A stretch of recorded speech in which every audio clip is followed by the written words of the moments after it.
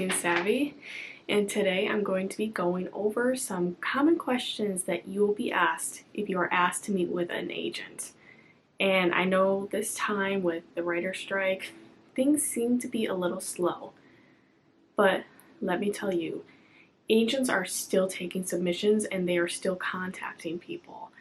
And I'm going to go over in another video how to tell if an agent is legit or not, but for this video I'm going to be talking about some questions and how to be prepared for them. So without further ado, the first question, and this is a dreaded interview question or even if you're in a classroom setting, this question I feel like people hate the most, and it's, tell me about yourself. And a lot of times people don't know how to answer this question because it's a question where you're like, what do I even answer? What's the right answer for this?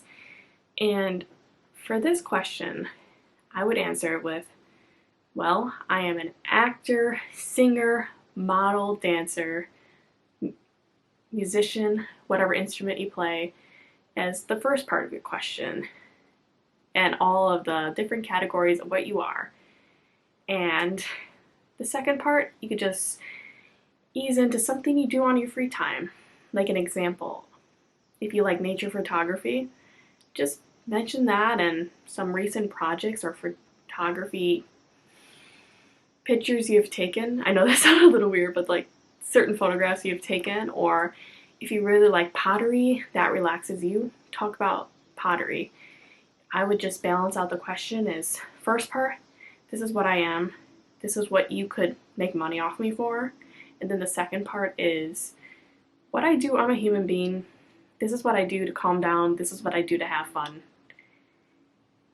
And the second question. This is also kind of a twister for some people too. And it's important that when you go and get asked this question, you have a clear answer so they know that you mean business. So, question number 2. What are your short-term and long-term goals? And this could be, for short-term, something as simple as booking a one-liner, like in a pilot, or maybe getting a feature in a new series, or getting a theater role that you get a few lines. That could be a short-term goal. But for long-term, that means, what are you going to be doing in the next few years? What do you want to be doing? Your long-term could be something as simple as, I want to make a consistent income doing what I love. As an example, acting, I want to have a consistent recurring role. Or I want to be able to play in an orchestra and have 3 concerts a week and be able to teach. So that's some long-term goal examples.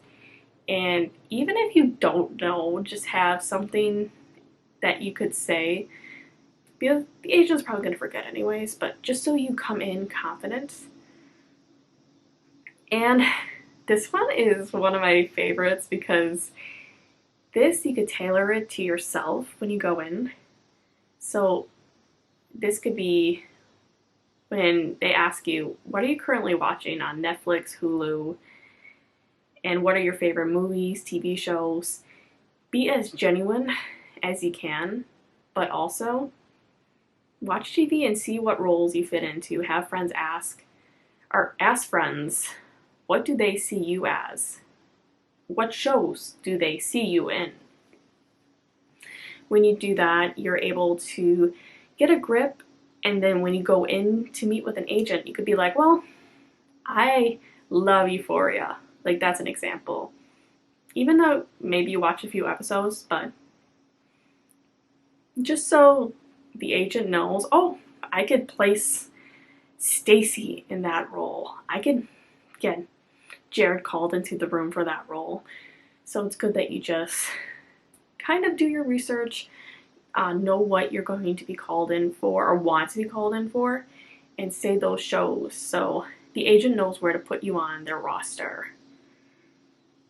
And another one, question 4 is kind of based on relationships, and this oftentimes happens within time of just auditioning, going to different networking events. So, question number 4 is, what casting directors call you in, and who do you have a relationship with in the industry? And this could be something as simple as, oh, Stacy Jean calls me in all the time for all her independent films. She loves using me whenever I book. I'm always on time and she loves me. Something as simple, like a lot of people might just be starting in the industry and that's why you're watching this video.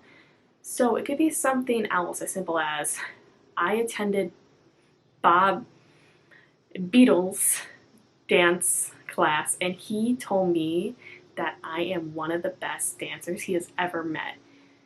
Maybe not that far, but it's just a compliment you got from somebody in the industry, and that often happens by taking a certain class, certain workshops.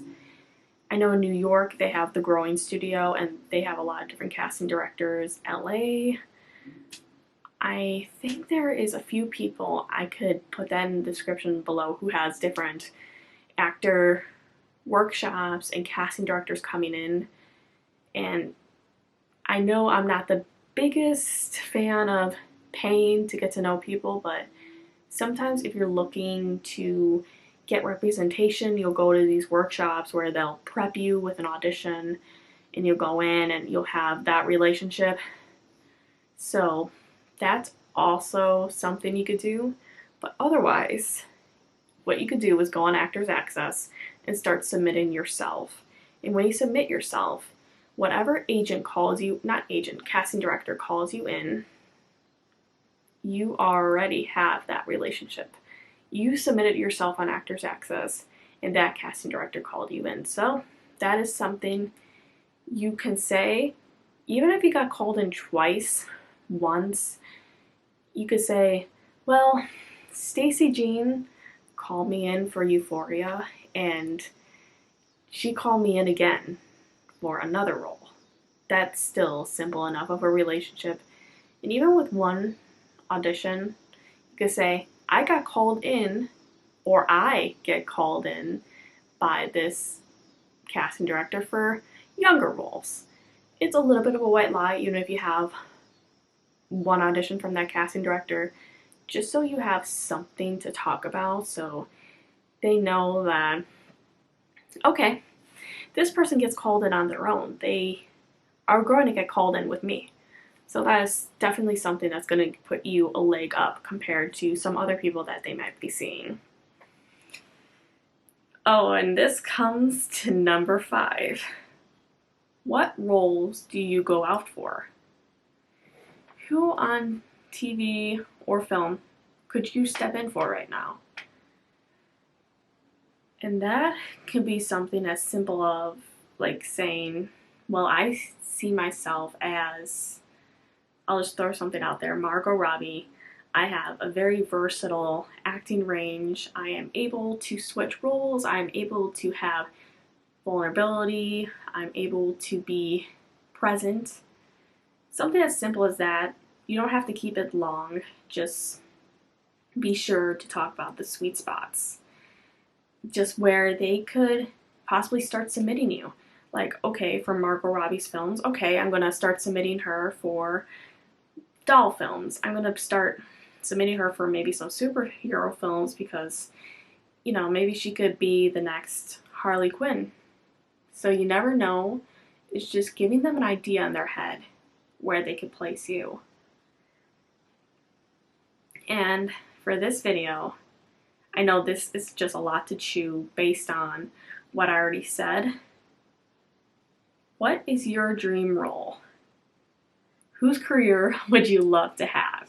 And with this, think about the actress or actor you want to be, or musician, or whatever, and think about what it would be like to be in their shoes, why you would love to be in their shoes, why would you want to have their career, and write out a statement that you would say about why you would want to have that actor's career and how it would make your dreams come true as an actor or performer, musician. And without further ado, I feel like that's a good basis to start, because there's a lot of different questions that casting directors, agents, and managers can ask you. But just having something to go on, some notes in the back of your head or in a little notebook studying before you go in, could be the perfect way to dodge any possible questions that might be harder to answer. So let me know if you have any questions about this first part. I'm going to be doing a part 2 and probably a part 3. So feel free to message me, leave comments below, and thank you guys so much for watching.